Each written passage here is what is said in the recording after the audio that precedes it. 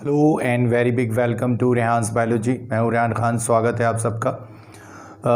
अपने रोज़मर्रा के जीवन में हम अलग अलग तरह की एनर्जी देखते हैं। बहुत सारी तरह की एनर्जी का हम इस्तेमाल भी करते हैं अपनी डेली एक्टिविटीज़ में, अपनी रोज़मर्रा की कामों में, या इसके अलावा बड़े स्तर पे भी हम ऊर्जा का इस्तेमाल देखते हैं। बीएससी थर्ड ईयर के बॉटनी थर्ड पेपर में एक टॉपिक एनर्जी रिसोर्सेज के नाम से है। आज इस वीडियो में हम इसी टॉपिक को डिस्कस करेंगे, एनर्जी रिसोर्सेज इन इंडिया। ख़ासतौर से भारत के कंटेक्स्ट में, भारत में कौन कौन से एनर्जी रिसोर्सेज इस्तेमाल किए जाते हैं, इनके बारे में डिस्कशन है। ये टॉपिक आपके लिए बीइंग अ बॉटनी स्टूडेंट, एक बॉटनी स्टूडेंट होने के नाते ही आपके लिए ये बहुत इंपॉर्टेंट नहीं है टॉपिक, बल्कि आप कॉम्पिटिटिव एग्ज़ाम में जो जनरल स्टडीज़ का पेपर होता है, जीके का पेपर होता है, उसमें भी इससे रिलेटेड बहुत सारे क्वेश्चंस पूछे जाते हैं, ख़ासतौर से जो एनर्जी रिसोर्सेज के टाइप के बारे में और उनके एग्जाम्पल्स के बारे में। तो न सिर्फ आपके बीएससी थर्ड ईयर के एग्ज़ाम के पॉइंट ऑफ व्यू से ये टॉपिक इंपॉर्टेंट है, बल्कि अगर आप आगे कोई कॉम्पिटिटिव एग्ज़ाम फेस करते हैं, वहाँ पर भी जीके के पेपर में आपके लिए इस तरह के क्वेश्चंस हो सकते हैं। तो आइए शुरू करते हैं। क्या होती है energy? Energy is most important input for human activities and developmental works. मनुष्यों के अलग अलग कार्यों या मनुष्यों की गतिविधियों या डेवलपमेंटल वर्क्स, जो विकास कार्य हैं या जो डेवलपमेंटल वर्क हैं, जो निर्माण कार्य हैं, चाहे इंडस्ट्री हो या और किसी तरह का निर्माण कार्य हो, उनमें सबसे ज़्यादा इम्पॉर्टेंट जो इनपुट डाला जाता है, जो बाहर से उनके अंदर इनपुट दिया जाता है, वो एनर्जी होती है। तो चाहे हम अपनी शारीरिक अवस्था की बात करें, हम अपने रोज़मर्रा के कामों की बात करें, हमें भी एनर्जी की ज़रूरत होती है। इसके अलावा और हर तरह के कार्यों को, चाहे निर्माण कार्य हो, चाहे औद्योगिक कार्य हो, इंडस्ट्री हो, डेवलपमेंटल वर्क्स हो या इंफ्रास्ट्रक्चर के बारे में कुछ काम हो, सब में एनर्जी की आवश्यकता होती है। तो energy is an important input. अब उसके अलग अलग रूप हैं, लेकिन जो सबसे ज़्यादा हम अपने आसपास एनर्जी का कंजम्पशन देखते हैं, ऊर्जा की खपत हम सबसे ज़्यादा जो अपने आसपास देखते हैं, वो हमें इंडस्ट्री में दिखती है, एग्रीकल्चर में और ट्रांसपोर्ट में। तो सबसे ज़्यादा ऊर्जा की खपत या एनर्जी कंजम्पशन जो है उद्योगों में है, इंडस्ट्री में, एग्रीकल्चर कृषि कार्यों में, या फिर ट्रांसपोर्ट में, परिवहन में। तो ये तीन सेक्टर हैं जो मोस्ट एनर्जी कंज्यूमिंग है, सबसे ज़्यादा जो ऊर्जा की खपत करते हैं। एनर्जी रिसोर्सेज जो हैं वो नेचुरल हैं, प्राकृतिक हैं। मोस्टली जो हमारे आसपास एनर्जी रिसोर्सेज हम जो इस्तेमाल करते हैं या देखते हैं, हमें या तो प्रकृति से मिले हैं या प्रकृति से हमने प्राप्त किए हैं। तो मोस्टली जो एनर्जी रिसोर्सेज हैं वो नेचुरल हैं। उनको किसी अलग रूप में हम कन्वर्ट करके अगर इस्तेमाल करते हैं, जो हमें आर्टिफिशियल फॉर्म लगती है देखने में, वो अलग केस है। आपने कोयले का इस्तेमाल किया, उसको जलाकर उससे हीट पैदा की और उससे फिर आपने बिजली पैदा की, तो ये थर्मल एनर्जी आपको मिली। तो देखने में हमें लग रहा है कि इलेक्ट्रिसिटी हम ले रहे हैं, वो एक आर्टिफिशियल फॉर्म ऑफ एनर्जी है, लेकिन वो सोर्स जो है उसका, जहाँ से उत्पादन उसका हुआ है, वहाँ हमने कोयले का इस्तेमाल किया, जो एक तरह का नेचुरल सोर्स है। तो एनर्जी सोर्सेज जिस तरह भी हम इस्तेमाल करते हैं, मोस्टली वो नेचुरल रिसोर्सेज होते हैं। उनको अगर हम कैटेगराइज करें, जो एनर्जी रिसोर्सेज हैं, ऊर्जा के जो संसाधन हैं, अगर हम उनको कैटेगराइज करें, उनका वर्गीकरण करें, तो आसानी से हम उनको दो वर्गों में वर्गीकृत कर सकते हैं: कन्वेंशनल और नॉन रिन्यूएबल एनर्जी रिसोर्सेज, और दूसरी कैटेगरी है नॉन कन्वेंशनल और रिन्यूएबल एनर्जी रिसोर्सेज। इन दोनों शब्दों के बारे में अक्सर कन्फ्यूजन रहता है, तो बहुत ध्यान से ये बात समझिएगा। और ये टॉपिक आपके लिए इसी वजह से ज़्यादा इम्पॉर्टेंट है, जब आपसे ये पूछा जाता है कौन से रिन्यूएबल सोर्सेज ऑफ एनर्जी हैं और कौन से नॉन रिन्यूएबल। कन्वेंशनल और नॉन रिन्यूएबल एनर्जी रिसोर्सेज का आप हिंदी में अगर अनुवाद करें तो कन्वेंशनल मतलब परंपरागत, जिनको हम प्राचीन समय से बहुत पहले से इस्तेमाल करते आ रहे हैं। नॉन रिन्यूएबल इन्हीं का दूसरा नाम है। Non renewable energy resources Hindi में कहेंगे गैर नवीनीकृत ऊर्जा संसाधन। गैर नवीनीकृत, जिसका नवीनीकरण ना किया जा सके, जिसको दोबारा से इस्तेमाल ना किया जा सके या जिसको दोबारा ना बनाया जा सके।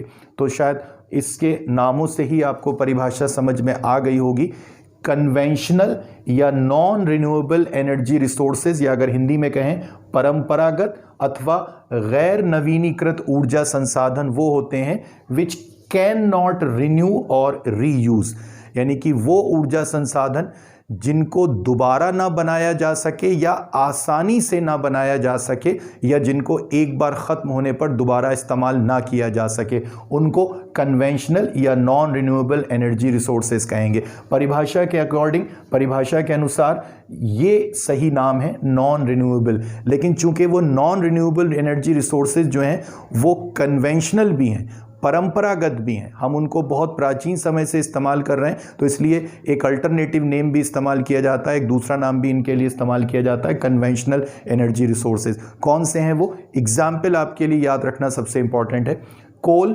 कोयला, oil, natural gas, thermal power, nuclear energy, ये सबसे कॉमन कन्वेंशनल या नॉन रिन्यूएबल एनर्जी रिसोर्सेज हैं, जिनके नाम यहां पर आपको बताए गए।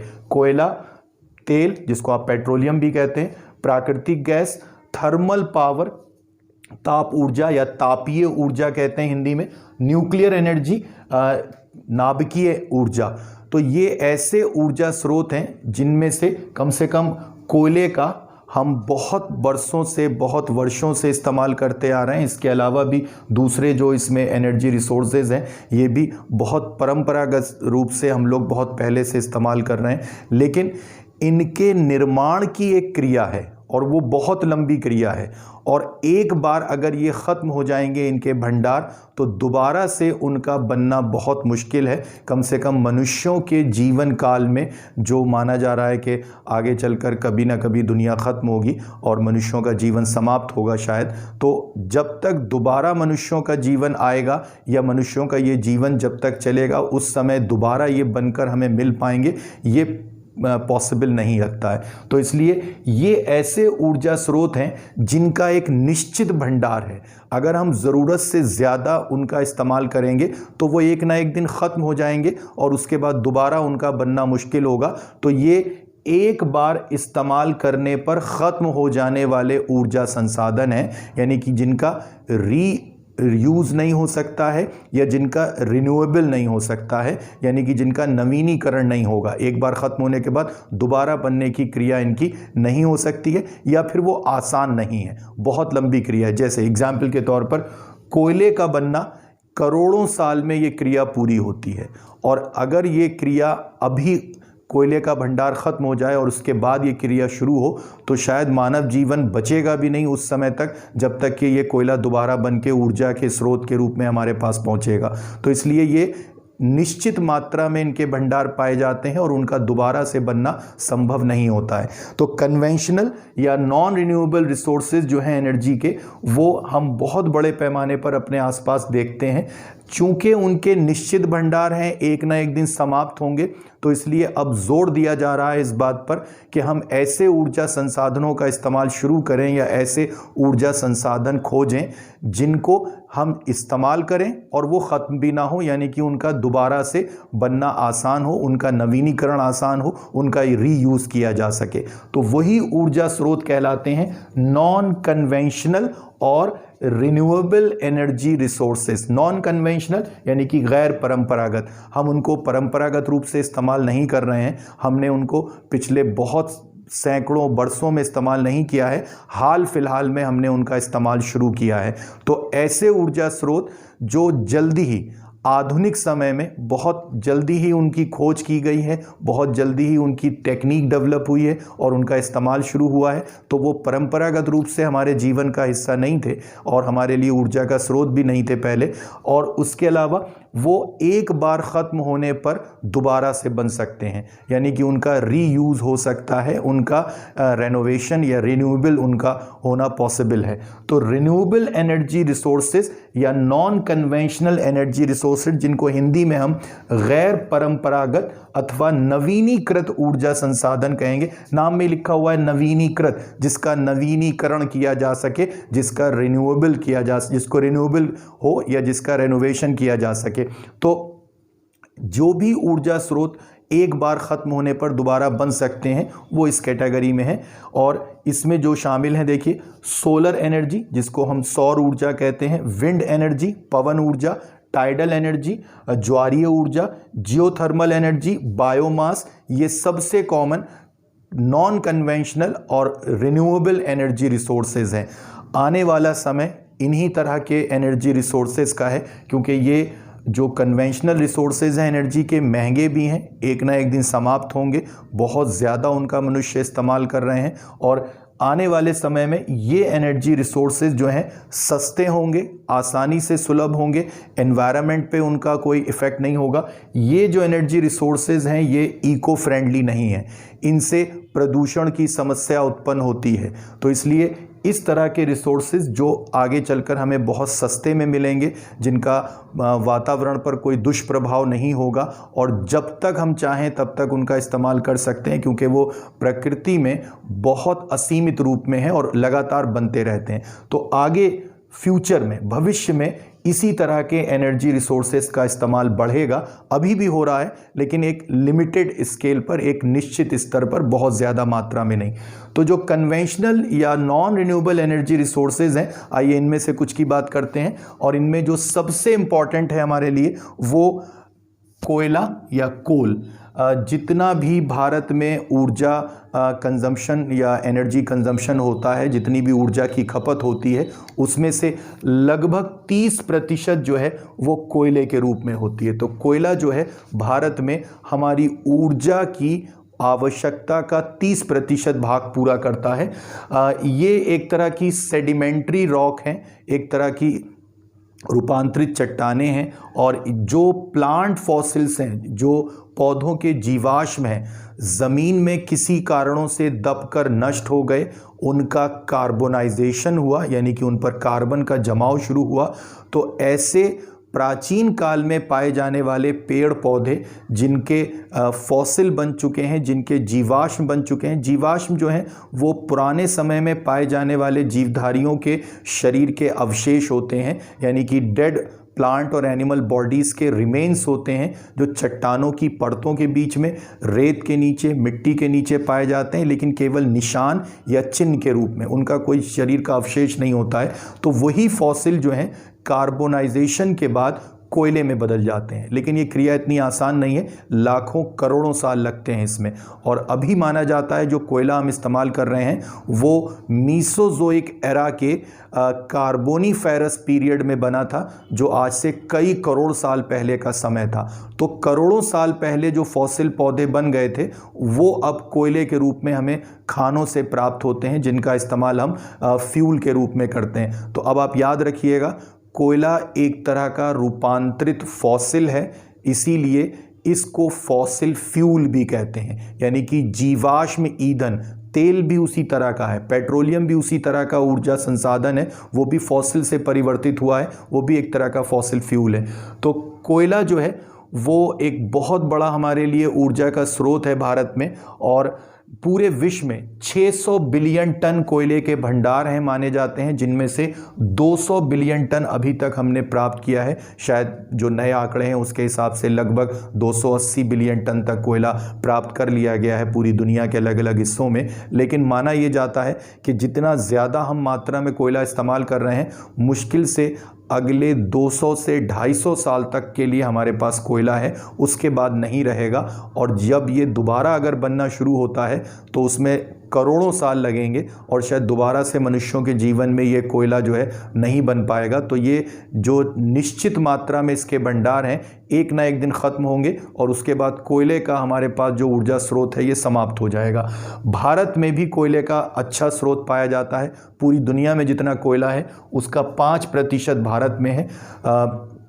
बिहार, झारखंड, पश्चिमी बंगाल, उड़ीसा ये मुख्य कोयला उत्पादक क्षेत्र हैं, और रानीगंज, बोकारो, झरिया ये मुख्य ऐसे कोयला उत्पादक क्षेत्र या खाने हैं जहां से कोयले का उत्पादन होता है। बहुत अलग अलग तरह से कोयले का इस्तेमाल होता है, इंडस्ट्री में भी और ट्रांसपोर्ट में भी। आइए दूसरे कन्वेंशनल एनर्जी सोर्स की बात करते हैं, ऑयल एंड नेचुरल गैस। ये सबसे ज़्यादा पूरी दुनिया में most widely used energy source है। सबसे ज़्यादा जिस ऊर्जा संसाधन का पूरी दुनिया में इस्तेमाल किया जाता है वो ऑयल है, जिसको हम आमतौर पर पेट्रोलियम कहते हैं। ये भी एक तरह का फॉसिल फ्यूल है और ये भी जो है चट्टानों से, जिसमें फॉसिल्स पाए जाते हैं, वहाँ से प्राप्त किया जाता है, चाहे वो समुद्र में डूबी हुई चट्टानें हों या और किसी खुले स्थान पर पाई जाने वाली प्राचीन चट्टानें हों। तो उसमें ड्रिलिंग करके, उसमें चट्टानों में छेद करके या उसके जो समुद्र के अंदर डूबी चट्टानें होती हैं उनमें ड्रिलिंग करके ये नेचुरल रिसोर्स जो है वो प्राप्त किया जाता है। और एक्चुअली वो एक मिक्सचर है, एक मिश्रण है हाइड्रोकार्बन्स का। और अगर आप कहीं देख पाएँ कि कहाँ से हमें ऑयल प्राप्त हो रहा है, तो जो ऑयल निकाला जाता है वो क्रूड ऑयल कहलाता है, कच्चा तेल। और वो क्रूड ऑयल जो है ब्लैक कलर का लिक्विड होता है, काले रंग का या गहरे भूरे रंग का वो एक द्रव्य पदार्थ होता है। और उसको फिर रिफाइनरीज में ले जाकर, तेल शोधक कारखानों में ले जाकर उसको रिफाइन किया जाता है, बार बार फिल्टर किया जाता है और फिर उसमें से डीजल, पेट्रोल और केरोसिन ऑयल अलग किए जाते हैं। जहाँ से ये पेट्रोलियम प्रोडक्ट निकाले जाते हैं कुओं से या चट्टानों से, वो ऐसी जगह हैं जहाँ से एक तरह की गैस भी निकलती है जिसको नेचुरल गैस कहते हैं, प्राकृतिक गैस। इसमें 70% से 90% भाग जो है वो विभिन्न तरह की गैसेस का होता है, जिसमें सबसे प्रमुख है मीथेन, इथेन, ब्यूटेन, प्रोपेन और हाइड्रोजन। तो ये अलग अलग तरह की गैसों का मिश्रण होती है जिसको हम नेचुरल गैस कहते हैं। लेकिन most eco friendly energy sources में से है। इससे कोई पोल्यूशन भी नहीं फैलता है, हीटिंग इफेक्ट भी नहीं होता है और इसका बहुत ज़्यादा इस्तेमाल फर्टिलाइज़र कंपनियां, खाद बनाने वाली कंपनियां करती हैं या केमिकल इंडस्ट्री में इसका बहुत इस्तेमाल होता है। इसके अलावा एक और इसका इस्तेमाल पिछले 30, 40, 50 साल में शुरू हुआ है, बल्कि 50-60 साल में, कि इसको लिक्विफाइड करके या लिक्विडिफाइड करके, इसको कंप्रेस करके एलपीजी में कन्वर्ट किया जाता है। अगर आपको इसकी फुल फॉर्म पता है तो आप जानते हैं लिक्विफाइड पेट्रोलियम गैस। तो एलपीजी आप जानते हैं, इसका इस्तेमाल कुकिंग गैस के रूप में, खाना पकाने वाली, खाना बनाने वाली गैस के रूप में किया जाता है। तो वो नेचुरल गैस को कंप्रेस करके, लिक्विफाइड करके बनाया जाता है और वो भी ब्यूटेन और प्रोपेन का मिश्रण होती है। तो पेट्रोलियम प्रोडक्ट्स या ऑयल और नेचुरल गैस ये सबसे ज़्यादा, पूरी दुनिया में सबसे ज़्यादा इस्तेमाल होने वाले एनर्जी रिसोर्सेज हैं। लेकिन ये भी नॉन रिन्यूएबल हैं, कन्वेंशनल हैं। एक ना एक दिन इनके भंडार समाप्त होंगे और तब हमारे लिए ये उपलब्ध नहीं रहेंगे। इसके बाद न्यूक्लियर एनर्जी, ये तीसरा कन्वेंशनल एनर्जी सोर्स है।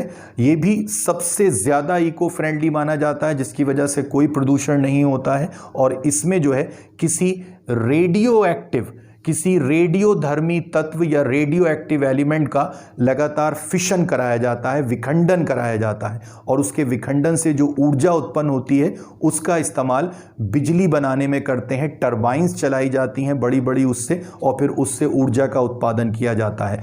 शांति काल में, यानी कि जो पीसफुल इस्तेमाल है न्यूक्लियर एनर्जी का, वो यही है। बाकी उसका दुष्प्रभाव जो होता है या दुष्उपयोग जो है, वो उसका जो दूसरी तरह का इस्तेमाल है, वो बहुत सारे देश जो हैं उससे हथियार बनाने के लिए करते हैं। लेकिन जो उसका सही इस्तेमाल है, जो उसका अच्छा इस्तेमाल है, वो उससे ऊर्जा का उत्पादन करना है। यूरेनियम, नाम याद रखिएगा, ये सबसे कॉमनली इस्तेमाल होने वाला ये रेडियो एक्टिव एलिमेंट है जिसका इस्तेमाल न्यूक्लियर एनर्जी प्रोडक्शन में करते हैं। जिस जगह पर ये प्रोडक्शन किया जाता है उसको न्यूक्लियर रिएक्टर या न्यूक्लियर पावर स्टेशन कहते हैं। पूरी दुनिया में 300 न्यूक्लियर रिएक्टर्स हैं, जिनमें से 7 भारत में भी हैं। और भारत में उनका इस्तेमाल जो है केवल इलेक्ट्रिसिटी प्रोडक्शन के लिए किया जाता है और किसी तरह का प्रोडक्शन उनमें और किसी तरह के हथियारों जैसा उत्पादन जैसा उसमें कुछ नहीं होता है। तो यूरेनियम जो है, इससे जो ऊर्जा उत्पादन होता है वो, आप उसका कंपैरिजन अगर करें, 1 टन यूरेनियम का किसी न्यूक्लियर पावर स्टेशन में इस्तेमाल करके जो न्यूक्लियर एनर्जी क्रिएट की जाएगी और जिसका इस्तेमाल बिजली बनाने में किया जाएगा, उतनी बिजली बनाने के लिए 1 टन यूरेनियम का इस्तेमाल करके जितनी बिजली बनाई जा सकती है, उतनी बिजली के लिए हमें करीब 12 मिलियन टन कोयले का इस्तेमाल करना पड़ेगा और लगभग इतने ही हमें पेट्रोलियम प्रोडक्ट का इस्तेमाल करना पड़ेगा। तो कंपैरेटिवली ये ज़्यादा सस्ता है, लेकिन जो समस्या इसके साथ है, अगर किसी तरह से किसी न्यूक्लियर पावर स्टेशन से रेडियो एक्टिव एलिमेंट एक्सीडेंटली किसी दुर्घटना की वजह से लीक हो जाते हैं तो फिर उसका मनुष्यों पर, जंतुओं पर, पौधों पर बहुत ज़्यादा दुष्प्रभाव पड़ता है और तुरंत नहीं पड़ता है, अगली कई पीढ़ियों तक वो दुष्प्रभाव रहता है। आप जानते हैं जापान में हिरोशिमा नागासाकी पर जब परमाणु बम गिराए गए थे, न्यूक्लियर बॉम्ब का इस्तेमाल किया गया था, तो वो जो दुष्प्रभाव था वो क्रोमोसोम्स और डीएनए पर पड़ा और अगली कई पीढ़ियों तक जो है जन्मजात विकृतियां जो बाय बर्थ डिफॉर्मेशन हो जाती हैं मनुष्यों में, वो देखी गई। और वो इसी वजह से देखी गई क्योंकि जो न्यूक्लियर बॉम्ब का इस्तेमाल किया गया उसकी वजह से जो रेडियो एक्टिव एलिमेंट रिलीज हुए, उन्होंने एटमॉस्फेयर में जो इफेक्ट क्रिएट किया, उसका असर जो था कई पीढ़ियों तक रहा। तो ये वैसे तो बहुत इको फ्रेंडली एनर्जी रिसोर्स है, लेकिन ये अगर एक्सीडेंटली किसी जगह से रिलीज हो जाए तो फिर इसका बहुत एडवर्स इफेक्ट होता है। एक और कन्वेंशनल एनर्जी सोर्स है थर्मल पावर, जिसको तापीय ऊर्जा कहते हैं। इसमें किसी फॉसिल फ्यूल को जलाकर, अधिकतर उसमें कोयले का इस्तेमाल करते हैं, तो किसी फॉसिल फ्यूल को जलाकर और उससे जो हीट क्रिएट करी जाती है उसकी सहायता से बहुत बड़ी मात्रा में पानी को हीट अप किया जाता है, गर्म किया जाता है, और उससे जो स्टीम क्रिएट होती है उस स्टीम को बहुत ज़्यादा प्रेशर पर इस्तेमाल किया जाता है टरबाइंस को चलाने में, और टरबाइंस के चलाने से ऊर्जा का उत्पादन होता है, इलेक्ट्रिसिटी प्रोडक्शन। तो चूंकि उसमें पानी को गर्म करके, हीट करके थर्मल एनर्जी को इलेक्ट्रिसिटी एनर्जी में कन्वर्ट किया गया है, इसलिए इसको थर्मल पावर कहते हैं। ये भी एक कन्वेंशनल एनर्जी सोर्स है क्योंकि ये फॉसिल फ्यूल पर डिपेंड है, कोयले पर या पेट्रोलियम पर। बहुत जगह पर भारत में थर्मल पावर स्टेशन लगाए गए हैं जहां बहुत ज़्यादा कोयले का इस्तेमाल होता है। तो एक बार कोयले के भंडार अगर ख़त्म होना शुरू हो जाएं तो इस तरह की एनर्जी प्रोडक्शन भी प्रभावित होगी, वो भी नहीं बनेगी। तो जो कन्वेंशनल एनर्जी रिसोर्सेज हैं, डेफिनेटली वो संसाधन जो है बिल्कुल निश्चित मात्रा में है, और उनका सही ढंग से अगर उपयोग नहीं किया गया तो फिर उनका दोबारा उत्पादन या दोबारा बनना संभव नहीं है, और मनुष्यों को ये ऊर्जा संसाधन दोबारा से उपलब्ध नहीं होंगे। आइए अब नॉन कन्वेंशनल या रिन्यूएबल एनर्जी रिसोर्सेज की बात करते हैं। जो ऐसे एनर्जी रिसोर्सेज होते हैं जिनका रिन्यूएबल आसानी से हो सकता है, या जिनके ख़त्म होने पर उनको दोबारा बनाया जा सकता है, या जिनका रीयूज़ हो सकता है, उन्हें नॉन कन्वेंशनल एनर्जी रिसोर्सेज या रिन्यूएबल एनर्जी रिसोर्सेज कहते हैं। चूँकि हम इनको परंपरागत रूप से इस्तेमाल नहीं कर रहे हैं और अभी जल्दी ही पिछले कुछ समय में, आधुनिक समय में इन ऊर्जा स्रोतों की खोज हुई है, इनका उत्पादन शुरू हुआ है, इसलिए इनको नॉन कन्वेंशनल एनर्जी रिसोर्सेज कहते हैं। तो आइए देखते हैं इनमें कौन कौन शामिल है। सबसे पहले है सोलर एनर्जी, सौर ऊर्जा। तो सोलर एनर्जी या सौर ऊर्जा जो है ये सबसे सस्ता ऊर्जा का स्रोत है हमारे लिए इस समय, चीपेस्ट सोर्स है। और जो इस तरह की ऊर्जा होती है उसको बनाने का जो विचार है वो लोगों के दिमाग में फोटोसिंथेसिस की प्रक्रिया को देखकर आया। आप जैसा जानते हैं हरे पौधे जो हैं वो प्रकाश ऊर्जा को, सनलाइट को, सोलर एनर्जी को एब्जॉर्ब करके और उसको फूड एनर्जी में बदलते हैं अपने हरे भागों में क्लोरोफिल मॉलिक्यूल की हेल्प से, जिसको हम प्रकाश संश्लेषण या फोटोसिंथेसिस कहते हैं। उसी तरह का विचार जब लोगों के दिमाग में आया तो फिर सोलर एनर्जी का प्रोडक्शन शुरू किया गया। तो सोलर एनर्जी में सन या सोलर एनर्जी को इलेक्ट्रिकल एनर्जी में बदला जाता है। इसमें सिंपली सनलाइट को एब्जॉर्ब करने के लिए बड़े बड़े पैनल्स या सोलर प्लेट्स का निर्माण करते हैं, जिसमें छोटी छोटी सेल्स बनाई जाती हैं, यूनिट्स होती हैं छोटी छोटी, और वो सिलिकॉन की बनी होती हैं और वो सनलाइट को एब्जॉर्ब करती हैं और उसमें कन्वर्टर्स का इस्तेमाल करते हैं जो सनलाइट को इलेक्ट्रिसिटी में या इलेक्ट्रिकल एनर्जी में कन्वर्ट करते हैं। काफ़ी सारे एपरेटस इन्वेंट किए गए हैं जो सोलर एनर्जी पर चलते हैं, जैसे solar cooker, solar heater. Solar cooker में एक ख़ास तरह का ग्लास का बना एक बॉक्स होता है जो सनलाइट को, सोलर एनर्जी को जो है फोकस करके, और जो एपरेटस उसमें इस्तेमाल होता है कुकर के रूप में, उस पर फोकस करता है, जिससे वो हीटअप होता है और उसमें खाना बनाया जा सकता है। सोलर हीटर का इस्तेमाल भी इसी तरह से करते हैं, जिसको अक्सर पानी गर्म करने के लिए इस्तेमाल करते हैं। तो solar energy cheapest energy source है, कभी भी ख़त्म ना होने वाली ऊर्जा है ये। जब तक सनलाइट रहेगी, जब तक सूर्य रहेगा, तब तक ये सोलर एनर्जी हमें मिलती रहेगी। तो इसलिए आज के समय में जो सबसे सस्ती ऊर्जा जो नॉन कन्वेंशनल एनर्जी रिसोर्स के रूप में हमें उपलब्ध है, वो सोलर एनर्जी है। दूसरी एनर्जी की बात करते हैं, विंड एनर्जी, पवन ऊर्जा। ये एक और इको फ्रेंडली और सस्ती ऊर्जा है, लेकिन उसका उत्पादन आप सोलर एनर्जी को अपने घरों की छतों पर, अपने आसपास भी उसका उत्पादन कर सकते हैं। लेकिन विंड एनर्जी का उत्पादन इस तरह से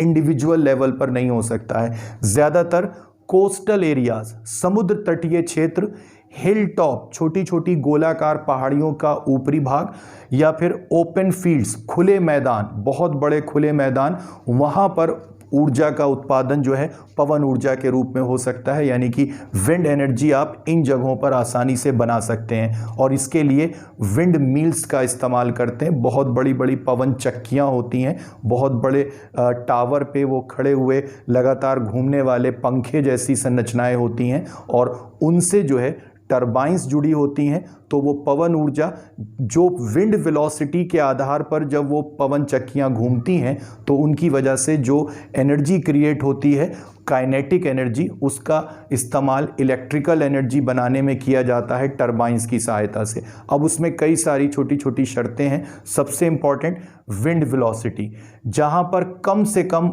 8 किलोमीटर पर आवर की स्पीड से हवा चलती हो, अधिकतम 35 किलोमीटर पर आवर की स्पीड से चलती हो, वो ऐसे स्थान हैं, ऐसे क्षेत्र हैं जहां पर आसानी से आप विंड एनर्जी को प्रोडक्शन कर सकते हैं, पवन ऊर्जा का उत्पादन कर सकते हैं। इससे कम स्पीड से अगर विंड वेलोसिटी होगी, यानी कि हवा की गति इससे कम होगी, तो फिर वहां पर विंड एनर्जी का प्रोडक्शन नहीं हो सकता है। भारत में गुजरात और तमिलनाडु के आसपास कन्याकुमारी के क्षेत्र में बहुत बड़े पैमाने पर पवन ऊर्जा का उत्पादन होता है। दुनिया के और दूसरे देशों में, अमेरिका जैसे देशों में बहुत बड़े पैमाने पर पवन ऊर्जा का उत्पादन होता है, लेकिन उसकी अपनी कुछ लिमिटेशंस हैं, इसलिए उसको ज़्यादा बड़े स्केल पर नहीं बनाया जा सकता। एक और नॉन कन्वेंशनल एनर्जी रिसोर्स है टाइडल एनर्जी, जिसको ज्वारीय ऊर्जा कहते हैं। समुद्र में उठने वाले ज्वार भाटे या ऊंची लहरों से जो ऊर्जा निर्माण किया जाता है, उसको ज्वारीय ऊर्जा या टाइडल एनर्जी कहते हैं। ये एक तरह की हाइड्रो पावर है, एक तरह की जलीय शक्ति है, और इसमें जो टाइड से, यानी कि जो ज्वारीय जो परिस्थितियां होती हैं, जो समुद्र में ऊंची लहरें उठती हैं, उनसे जो ऊर्जा मिलती है, उसका कन्वर्जन जो है, उसका परिवर्तन जो है, वो हम इलेक्ट्रिसिटी में करते हैं। भारत में लगभग 50,000 मेगावाट बिजली के उत्पादन की संभावना है इसी ज्वारीय ऊर्जा की सहायता से, लेकिन इसका भी बहुत ज़्यादा उपयोग और इसका बहुत ज़्यादा बड़े पैमाने पर निर्माण अभी भारत में शुरू नहीं हुआ है। इसके अलावा जो नॉन कन्वेंशनल एनर्जी रिसोर्सेज हैं, उनमें बायोमास और बायोगैस जैसे उत्पादन, या और इसी तरह के कुछ और जो सरकार प्रमोट कर रही है ऊर्जा उत्पादन या ऊर्जा संसाधन, वो भी हैं। लेकिन जो सबसे ज़्यादा आसानी से और सबसे सस्ती ऊर्जा के रूप में जो हमें प्राप्त हो सकते हैं, उसमें सोलर एनर्जी सबसे इम्पॉर्टेंट है। तो आने वाला भविष्य जो है, वो ऊर्जा के क्षेत्र में non conventional renewable energy resources का है, क्योंकि कन्वेंशनल रिसोर्सेज एक ना एक दिन समाप्त होंगे, हमारे लिए ऊर्जा का संकट खड़ा होगा। तो उस संकट से बचने के लिए, उस संकट से लड़ने के लिए हमें ये नॉन कन्वेंशनल एनर्जी रिसोर्सेज को बढ़ावा देना चाहिए। सरकार के भी बहुत सारे कार्यक्रम हैं जिसमें सोलर एनर्जी को, विंड एनर्जी को, बायोमास को, इनको सबको बढ़ावा दिया जा रहा है। तो उम्मीद है आपको ये बहुत इंपॉर्टेंट एक टॉपिक था एनर्जी रिसोर्सेज का, आपको समझ आया होगा। अगर फिर भी इसमें कुछ दिक्कतें लगती हैं तो प्लीज़ कमेंट बॉक्स में कमेंट कीजिए।